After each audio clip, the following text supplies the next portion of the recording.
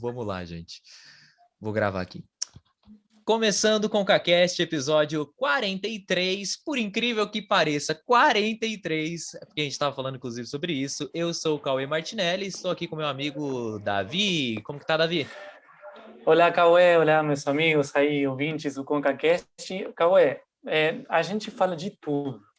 Falamos do Big Brother, falamos do Vida Fitness, e hoje a gente fala de tudo, que se conversa Fala. nos restaurantes, no almoço de família, na TV, na mídia, enfim, a gente fala de tudo. E hoje vamos falar de um tema que para muitas pessoas é polêmico, para outras não é polêmico, porque já tem uma opinião já Bem definida, né? definida. E outras pessoas que falam assim, cara, eu não tenho opinião nenhuma, eu não sei. Mas a gente fala porque acreditamos que tem que ser falado porque é uma realidade. Eu achei que você ia apresentar a convidada. Desculpa. Não, Vai, eu vou, eu posso apresentar, então.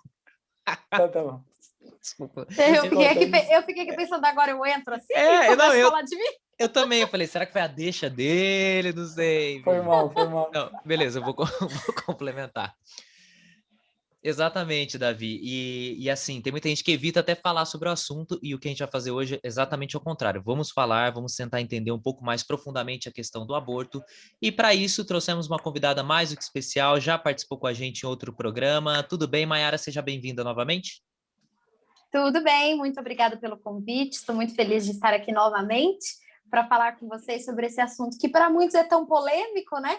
Vamos tentar aí trazer um pouco de informação e deixar isso mais claro para quem está em casa nos ouvindo. Eu sou Mayara Brasil, sou advogada, trabalho com direito de mulheres e direito de família, atuo majoritariamente em São Paulo, mas também em todo lugar do Brasil aí com essa tecnologia.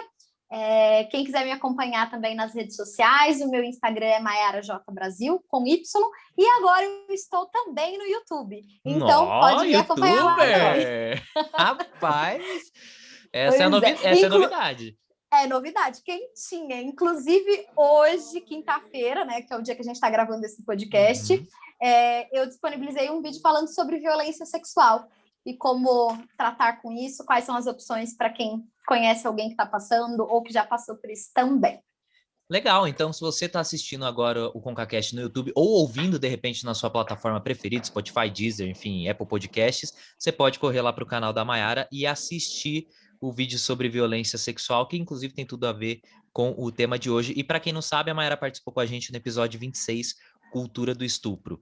Bom, gente, então vamos lá, a gente vai falar sobre várias coisas, né? A gente vai falar sobre casos de preconceito em relação ao aborto, a gente vai falar sobre a questão da lei, como que funciona a lei no Brasil, né? O que é permitido, o que não é permitido, e outras questões, muitas que envolvem, né, questões culturais, sociais, que envolvem a questão do aborto. Certo, Davi? Isso aí, amigo. E a gente vai fazer também uma contextualização das leis que foram aprovadas na Argentina e em outros países e também uma comparação com as pesquisas, né? Países que aprovaram o aborto, tem mais aborto, tem menos aborto? O que acontece com isso? Vamos falar hoje. Com certeza. E deixar claro aqui que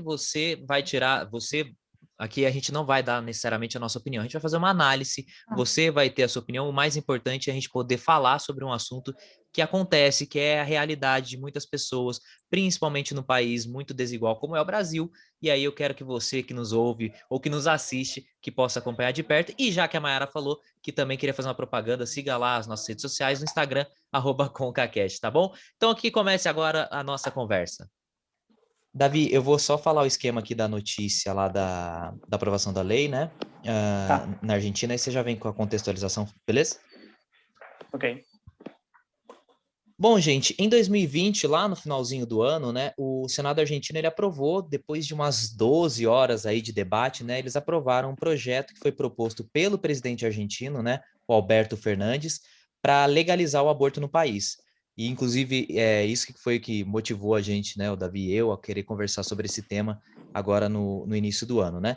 E o texto, ele foi aprovado, ele estabeleceu que as mulheres têm direito a interromper voluntariamente a gravidez até a 14ª semana de gestação.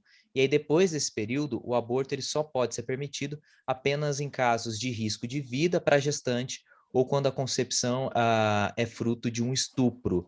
Davi, é o teu país, né, cara, a Argentina. Te surpreendeu muito a aprovação dessa lei? Tipo, como que você analisa, assim, do ponto de vista social e cultural ali a Argentina para ter aprovado essa lei? Realmente não me surpreendeu porque no ano 2018 foi também proposta essa lei, foi aprovada pelos deputados, mas rejeitada pelos senadores. Não sei qual seria, senadores se fala aqui também no Sim, Brasil, deputados e senadores. legisladores. Então não deu certo o intento de aprovar a lei da descriminalização do aborto na Argentina, mas continuava a lei antiga, né, que era permitir o aborto em questões de estupro ou em questões de risco de saúde para a mãe, uma coisa que é uma realidade em muitos países ainda no mundo. Não deu certo no ano 2018, na presidência estava Maurício Macri, mas o governo atual do Alberto Fernandes, de novo, propôs a lei de descriminalização do aborto. E, finalmente, o ano passado foi aprovada. É interessante porque, nesses últimos anos, eu acho que nessa última década, né, o movimento feminista, que na Argentina se fala pañuelo verde, que foi um símbolo da luta dos movimentos feministas. É aquele pano verde que os grupos feministas usam. Isso foi um símbolo da luta. Isso foi crescendo, foi ganhando força. E ganhou força, e, bom, com a chegada de um governo progressista, aí esse movimento feminista tinha, de alguma maneira, um apoio no governo, né? Sim. Aí o governo levou esse projeto de lei para os legisladores, deputados, senadores, e finalmente foi aprovado ano passado, e essa lei foi promulgada pelo presidente a partir do 24 de janeiro desse ano.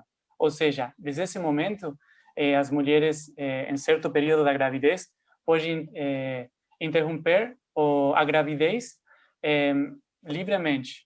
Depois disso, tem uma certa restrição, depois da semana 14, se não me engano. Mas é isso. E na Argentina tem uma questão talvez um pouco diferente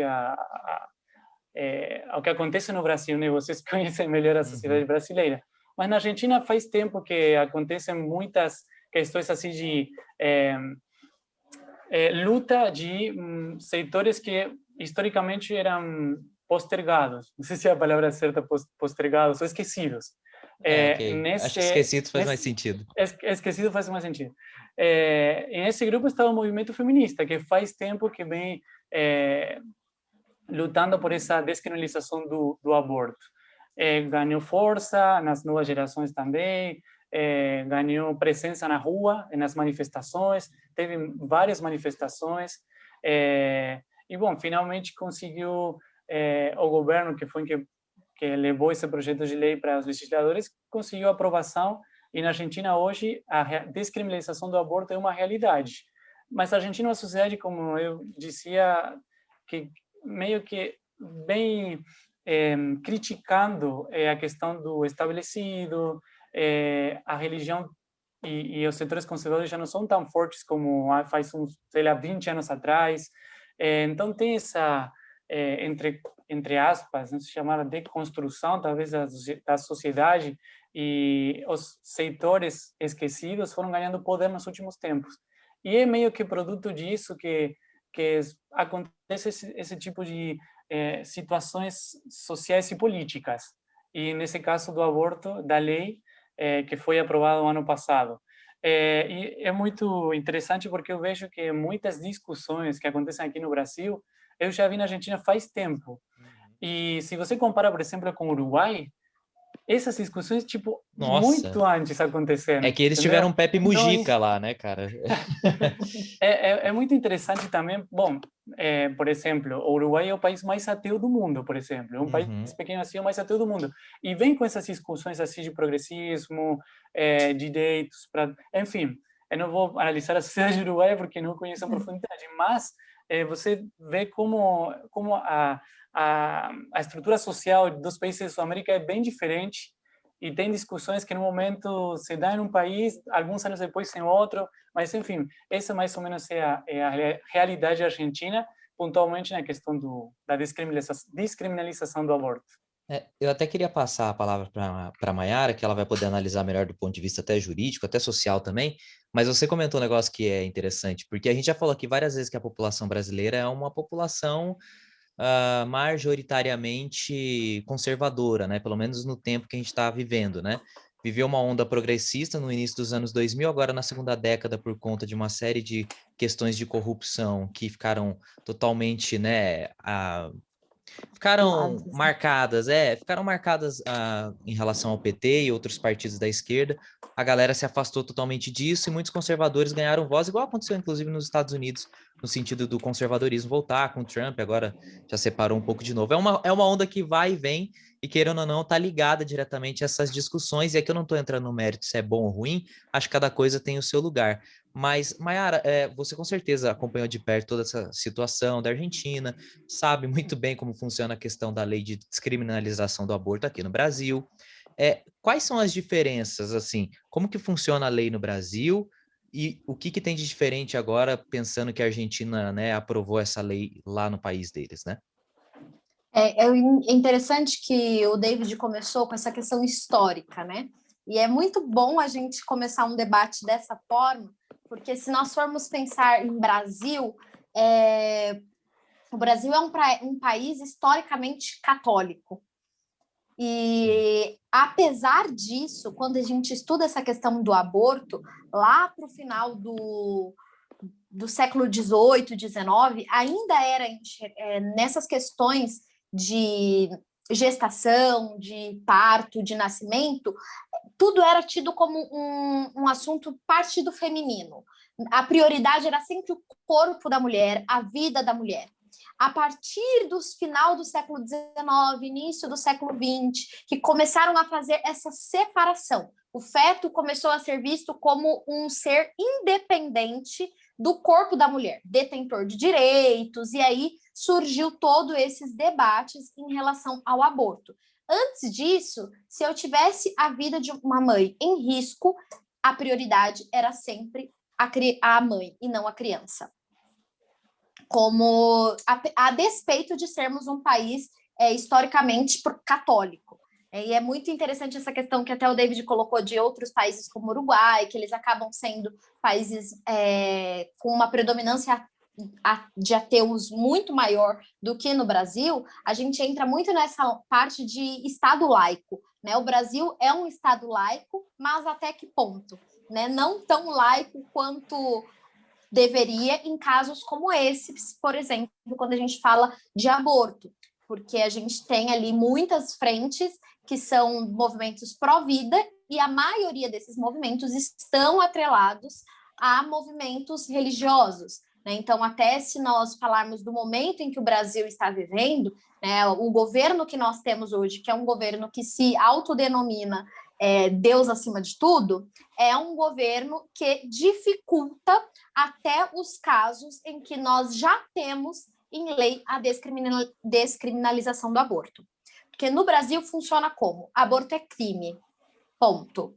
Eu descriminalizo o aborto, tanto para a mulher que está abortando, quanto para a equipe que está fazendo o procedimento de aborto, quando a vida da mãe está em risco, quando tratamos de bebês anencéfalos, né, que foi a última decisão do STF em relação a isso, e quando esta gestação é fruto de um aborto. Mas, para isso, são vários os casos que nós podemos encontrar onde isso é dificultado por conta de que o assunto ainda é um pouco obscuro, né, para muita gente. Então, muitas vezes a pessoa chega no hospital, então, por exemplo, no Brasil, qualquer relação sexual com menor de 14 anos é aborto. Nossa. Ponto. Porque não existe capacidade de consentir em um menor de 14 anos. Não importa se é uma menina de 14 anos que parece que tem 20. Não tem 14 anos, é aborto. Então, automaticamente, se eu chego no hospital com menos de 14 anos e peço para realizar um aborto, deveria ser o suficiente. Porque mas não é? Mas não é. Mas não é. Na prática, não funciona dessa forma.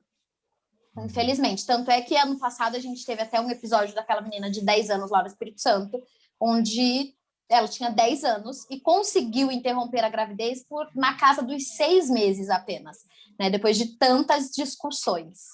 E o caso dela, você até citou aí, ela tentou, na verdade, fazer o aborto lá no Espírito Santo, não conseguiu, foi negado, se eu não me engano, né, o pedido dela. Sim. Ela teve que ir para a capital pernambucana para fazer esse aborto. E aí, chegando lá, ainda teve que ela não, né? Mas assim, a família, todo mundo, os médicos, lidar com o protesto de um monte de gente estúpida, ignorantes, que estavam lá protestando, fanáticos religiosos, né? Protestando contra o aborto. Só para contextualizar, a menina tinha 10 anos, ela estava grávida, e ela ficou grávida após ser abusada pelo tio. Então, existe um contexto muito maior do que, foi lá abusar, se ela fazer o aborto. E, inclusive, né, a Mayara disse que tem um amparo da lei para que isso aconteça também. Até queria conversar um pouco sobre isso, né? Mayara, você lê muito sobre o tema, acho que você vê de perto essas coisas, que tem muito a ver com a tua atuação profissional. O que esse caso ele revela, por exemplo, sobre o povo brasileiro e o aborto? É comum esse preconceito contra a mulher ou até um desconhecimento do que a nossa lei prevê de como sendo direito daquela pessoa de abortar ou não? É que quando nós falamos sobre números, né, a maior parte das meninas que são violentadas sexualmente nessa fase até os 14 anos, elas são violentadas por um membro da família. Esse caso aí é um reflexo de tantos outros que acontecem. E o simples fato de acontecer dentro do ambiente familiar, ele já dificulta por si só tanto a denúncia da menina quanto a realização do próprio aborto, porque fica uma coisa muito entre família. Isso quando fica entre família, às vezes nem chega, né, na família. Exato, exato. Então ali, quando a gente fala, vem a público, por exemplo, a menina ficou grávida, isso fica ali. E aí, às vezes, a menina não tem um apoio dos pais, porque o agressor é um irmão, é um parente, é alguém, e aí fica aquela situação complexa, extremamente complexa, socialmente falando. A estrutura familiar fica completamente abalada quando acontece casos como esses. E, de modo geral, no Brasil, a gente ainda encontra muita dificuldade nesse sentido, de que se, por exemplo, eu vou até uma delegacia, em muitas cidades no Brasil, nós já temos delegacias da mulher que são especializadas e estão mais preparadas para receber denúncias como essa e tomar aí todas as providências. Mas, em um caso mais geral, se a gente fala, por exemplo, de uma cidade do interior aí do Brasil, até mesmo de São Paulo, nem todas as cidades do interior de São Paulo têm delegacia da mulher. Se a gente fala de uma cidade como essa, a gente está colocando essa vítima de violência sexual, ela tem que se dirigir a uma delegacia comum, ela tem que expor o seu caso, expor o que aconteceu. Dali, ela vai, de repente, ser conduzida a um hospital para fazer exames ou tantas outras coisas. E nesse processo, muitas vezes, essa mulher é revitimizada. Porque toda vez que uma vítima de violência sexual ela tem que expor tudo aquilo que ela viveu novamente, ela é inserida naquele momento do crime novamente. Então, muitas mulheres não denunciam e muitas mulheres não vão até, por exemplo, a uma delegacia e fazer esse aborto na unidade pública de saúde por conta de todas essas questões que ela é submetida. Então, muitas vezes, algumas mulheres preferem ir até clínicas ilegais, que todos nós sabemos que existe, né? E realizar ali o aborto, porque ali, teoricamente, ninguém vai me perguntar nada, porque para eles não importa, não interessa o que aconteceu, o que me levou até ali. E isso coloca a vida dessa mulher em risco. Uma questão que tem a ver com o caso do Espírito Santo é a questão mediática também do que aconteceu. porque estava lendo aí umas declarações do diretor do hospital onde aconteceu o aborto, ele falando assim, cara, aqui acontecem muitos abortos por ano, muitos abortos, eu faço muitos, só que essa questão foi tão mediática, que foi uma situação, como você falou, Cauê, no começo, de ter pessoas na porta do hospital gritando assassino para o profissional da saúde. Pois é. E aí tem uma questão legal que permite. E tem outra questão social, religiosa, talvez, que meio que bate de frente com essa questão legal. E aí que surge a polêmica, né? Com o raio junto. Isso é chuva? Chove muito enquanto gravamos, chove muito. Mas eu vejo muito essa questão da mídia, né, que realmente interferiu muito nesse caso, e gerando, inclusive, para essa menina, uma exposição totalmente desnecessária. Exato. Né? Uma pessoa que já teria essas marcas para todo o resto da sua vida, ainda tem esse plus, né, da mídia, porque hoje, se antigamente um caso que vinha à mídia já era difícil de ser esquecido, que dirá nos anos 2020, 2021, né? Aí você, Mayara, falou que as clínicas para a prática do aborto ilegal existem, todo mundo sabe que estão, que é uma realidade, o aborto é uma realidade, até que a Organização Mundial da Saúde fala que tem no mundo, por ano, umas 25 milhões de abortos nessas condições ilegais. Obviamente que são baseadas em pesquisas, muitas vezes são pesquisas diretamente com as mulheres que acabam falando, sim, eu fiz um aborto, pesquisas anônimas, né? São 25 milhões de abortos ilegais por ano no mundo, segundo a OMS. E isso é muito interessante, né? Porque muitas vezes pensa no aborto, né? Crime e tal, essa questão aí que a gente falou no começo, mas existe. Parece que é uma questão assim, falo que está errado, mas eu pratico. Como que há uma, entre aspas, hipocrisia, né? Uma situação que não tem que ser falada, mas que existe. Como isso? Exato. Até no Brasil, já que você trouxe esses dados, a última pesquisa que foi feita em relação a isso foi em 2017 e foi baseada nos procedimentos que deram errado. Tá? Então, são os casos de curetagem e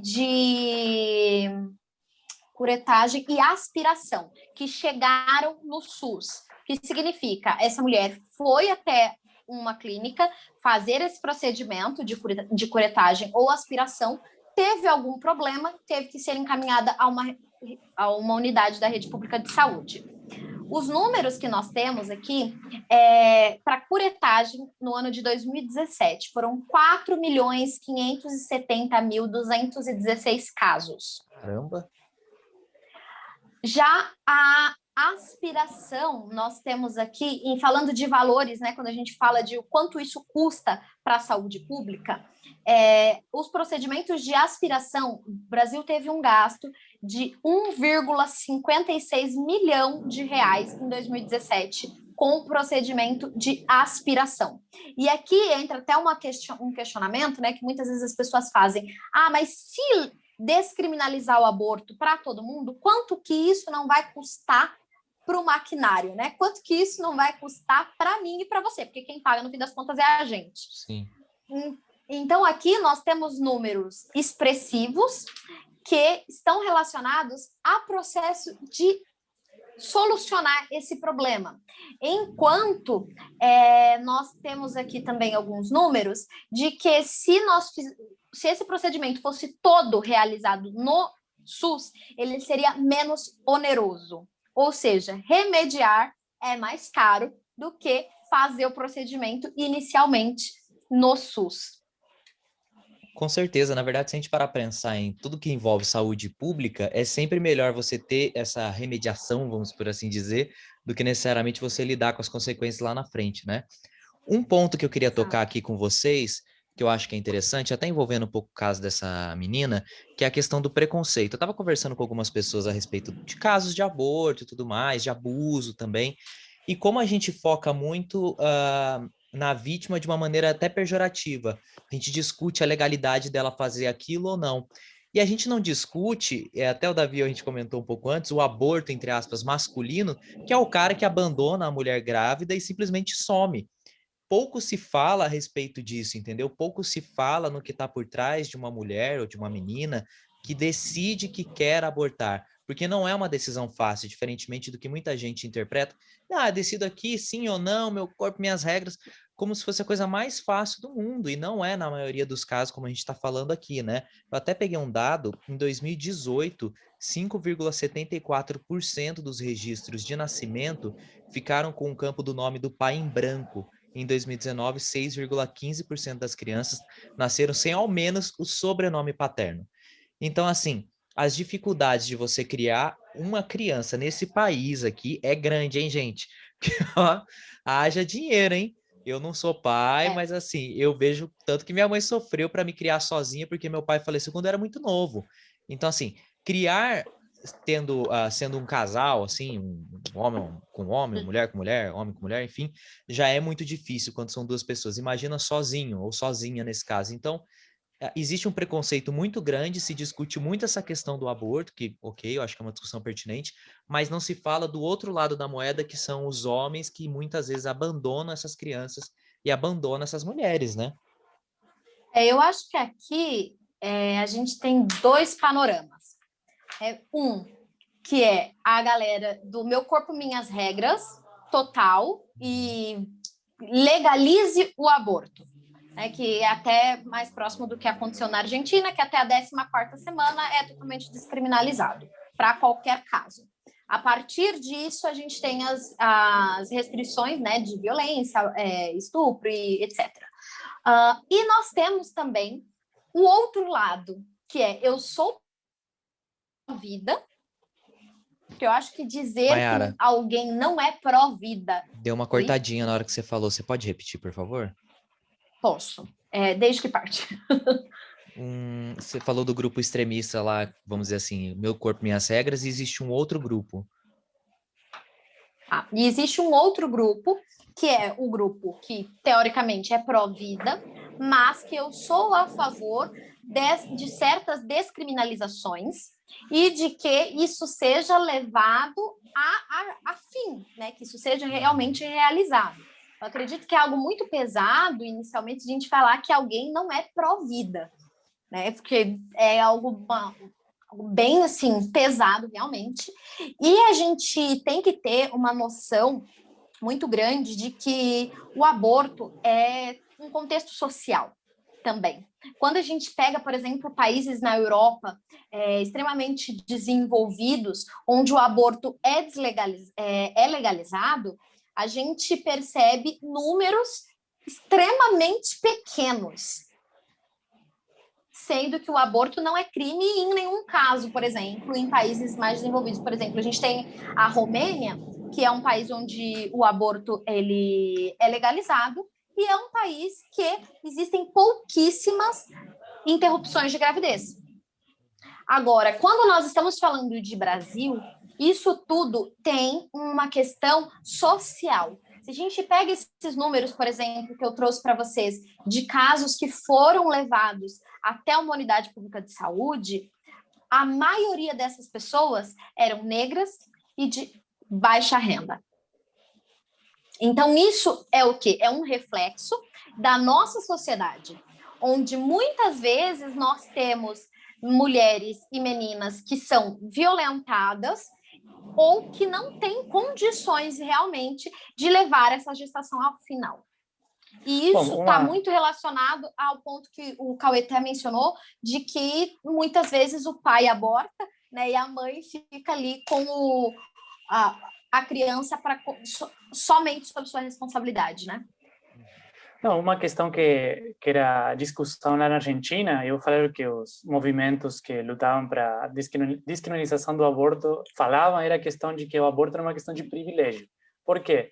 Uma mulher em condições econômicas boas conseguia abortar numa clínica com profissionais de saúde e nas condições boas para fazer esse procedimento médico. Mulheres que não tinham condições financeiras, elas iam para qualquer lugar, qualquer pessoa, e acabava muitas vezes em morte da própria mulher. E esse era um dos pontos de discussões lá na Argentina. Fazer o aborto uma questão de pública, de saúde pública, para que qualquer mulher possa ir para um hospital e fazer o procedimento, ou continuar na clandestinidade e prejudicando as mulheres pobres, em definitiva. Exato. E assim, até a Mayara comentou, eu não acho só que é a questão da legalização em si, isso é uma opinião particular minha, e ela até mencionou isso, né? A questão educacional faz toda a diferença. Se a gente pensar que no Brasil você tem aí 11 milhões de pessoas que não sabem nem ler e escrever, isso que a gente tem uma base de dados. E sem falar as outras que até sabem ler e escrever, mais ou menos, só para assinar um documento ali, mas não tem noção do que envolve o contexto em que ela está inserida, né? Então, muita gente não tem nem ideia de que a gente parece uma coisa absurda, né, gente? Mas assim, pensando hoje, todo mundo tem informação, olha a internet, isso é uma realidade ainda metade Brasil, viu?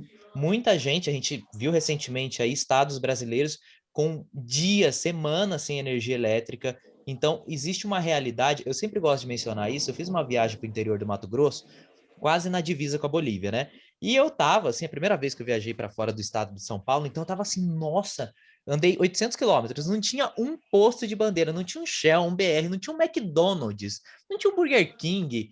E eu assim, meu Deus, gente, onde que eu tô? 800 quilômetros. Aqui em São Paulo, a cada 10 quilômetros você encontra um Graal, você encontra um shopping aí numa cidade, uma divisa de uma cidade com a outra. Então, assim, a realidade sudeste, a realidade sul, a realidade de algumas regiões do Brasil ainda são muito diferentes, muito discrepantes se comparadas a outras regiões. Então, nem todo mundo, infelizmente, ainda tem informação ou não tem uma vida que permita com que essa pessoa consiga interpretar essas informações, a ter uma qualidade de vida diferente. Então, quando a gente pega países como a Romênia e outros aí, até conversei uma vez com o Uber, que ele era da Suíça, ele era da Suíça. Eu peguei e perguntei No assim para ele, Brasil. no Brasil. Que privilégio, hein? Você imagina o cara subindo, na época eu morava no bairro lá, subindo paralelepípedo, destruindo o carro dele, coitado. Eu falei assim, meu amigo, o que tu tá fazendo subindo paralelepípedo? Você podia estar na Suíça? Eu queria estar na Suíça. Aí ele pegou e falou assim, cara, aqui o Brasil é maravilhoso. Eu falei, meu Deus, mas como assim? Ele falou, minha esposa é brasileira, eu vim pra cá. E assim, não tem como comparar a qualidade de vida, porque a Suíça é um país muito menor e o Brasil é um país muito maior. É lógico que essa não é a justificativa mundial, tá? Porque os Estados Unidos é um país grande e tem uma qualidade de vida muito superior à do Brasil em vários aspectos. Não é perfeito, mas é melhor. Em qualidade de vida, em vários aspectos, não em todos. Então, assim, quando a gente faz esse tipo de comparação, vai além da legalização, né? Vai na educação, vai na qualidade de vida, vai em vários aspectos de moradia, quando a pessoa tem uma moradia melhor, uma condição de vida melhor. Então, quando a gente limita, né, Maiara, Davi, quando a gente limita, falando assim, nossa, tá vendo? Aquela lá vai abortar, é do capeta. Não sei o que, não tá nem aí, quer matar a criança. E não olha para outros aspectos, a gente está negligenciando, inclusive aqueles que são religiosos, negligenciando a própria fundamentação da fé, né? Que é olhar toda a questão. E até mais um número, segundo essa pesquisa de 2016, uma mulher a cada 5 brasileiras até os 40 anos já realizou pelo menos um aborto. Caramba. Ou seja, a gente está falando de muita gente, mas de muita gente. E assim, se a gente for levar isso a ferro e fogo, a cada 5 mulheres que você conhece, uma já pode ter feito aborto. E você nem sabe. Repete, por favor. Uma a cada 5. É um dado assustador, né? É assustador. É assustador. E isso tudo, é evidente que a gente não está falando que todos esses casos são, por exemplo, fruto de estupro ou que a vida da mãe estava em risco, nada dessas coisas. Mas isso é uma prova de que o aborto é uma realidade. O aborto existe, é um problema e é uma questão de saúde pública.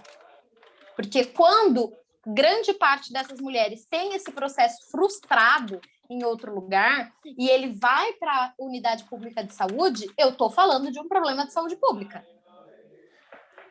Uma coisa que vocês dois puxaram aí que eu acho muito interessante é que, e aconteceu lá na Argentina, quando começou aquele debate pelo aborto, muitos falavam assim, não precisa aborto, precisa uma educação sexual. Ótimo. Aí, quando veio a lei para a educação sexual a partir do crianças de 3, 4 anos, ou ensino fundamental, na verdade, aí todo mundo, como que vai ensinar do sexo às crianças?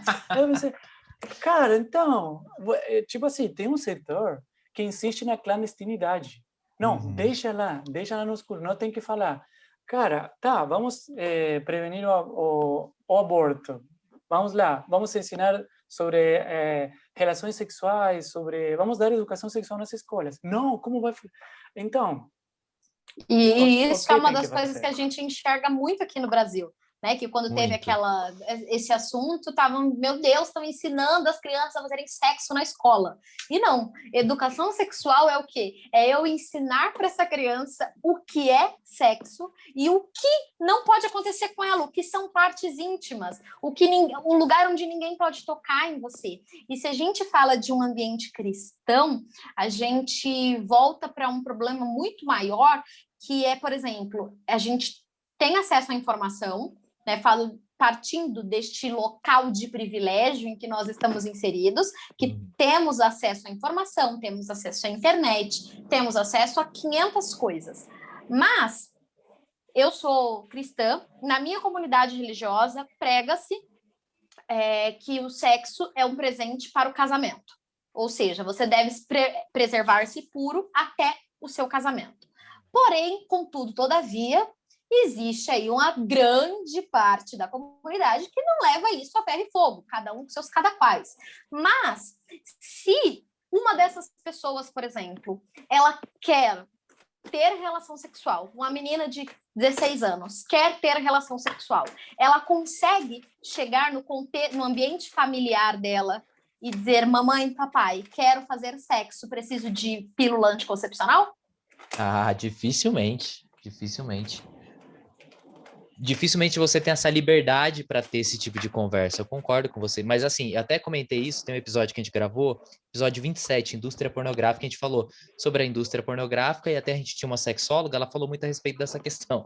E aí eu comentei até uma história de que quando eu fui perguntar para minha mãe, quando era criança, lá meus 10, 11 anos, mãe, como que é o sexo? O que que é sexo? Ela me deu um livro de 500 páginas empoeirado, assim, tá, vai ler e vai descobrir. Eu tipo, nunca li o livro, entendeu? Tipo, não vou fazer isso. E com a minha O irmã... livro tá lá até hoje. Eu nem sei onde tá o livro. Vai pra algum canto aí, não sei o que aconteceu. Tá no sebo. E era um livro de geração, que ela falou que a minha avó deu pra ela, então pra você ver o nível. E a minha irmã, que tem agora seus 13 anos, né? Quando ela tinha uns 8, 7 anos, mais ou menos, a minha mãe explicou para ela. Então, a minha mãe já tinha uma mentalidade diferente. Quando a minha irmã veio perguntar, a minha mãe falava muito mais abertamente sobre isso. Aí também tem um outro contexto. A minha mãe, a minha irmã é filha do meu padrasto, né? Então a minha mãe vinha de um contexto de casamento, no meu caso, que era muito ruim, onde falar sobre isso também não era uma coisa que dava para ela uma alegria. Vou explicar. Hoje, onde ela tem um contexto familiar muito bem estabelecido, para ela é muito mais fácil falar sobre a vida dela com o pai da criança, falar sobre essas questões. O pai ajuda na conversa, então isso tudo faz a diferença. E aí entra na questão da educação que a gente comentou, né? Que a gente comentou aqui também. E aí a gente traz, eu fiz aqui um link com a informação que você trouxe lá atrás, do número de crianças que foram registradas sem pai. E aí você dá um gap aí de 10, 12, 13 anos. Essas crianças continuam sem pai. E toda essa responsabilidade, toda essa educação sobra para apenas uma pessoa. E uma pessoa que, às vezes, é a mesma pessoa que está tendo que ir atrás do sustento dessas crianças e não tem sequer tempo para dar essa educação. Então, a gente terceiriza, muitas vezes inconscientemente, né? Terceiriza essa responsabilidade de educação sexual para a escola, para a rua, de um modo geral, para a indústria pornográfica, muitas vezes, e nós colocamos essas crianças em uma situação de risco. A gente tem aqui, até essa última pesquisa, no ano de 2015, nós tivemos no Brasil, que foram identificadas, 26.700 mães que tinham entre 10 e 14 anos. Nossa, cara. Muito. Esses dias eu vi uma Ou reportagem seja, do Profissão Repórter, se eu não me engano, da Globo, que é uma reportagem antiga mostrando exatamente esses casos.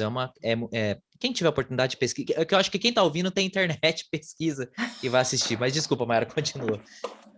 não, mas aqui, só para finalizar, que, ou seja, essas 26.700 meninas foram violentadas sexualmente. Segundo a lei brasileira, elas são vítimas de estupro e elas tiveram as suas crianças.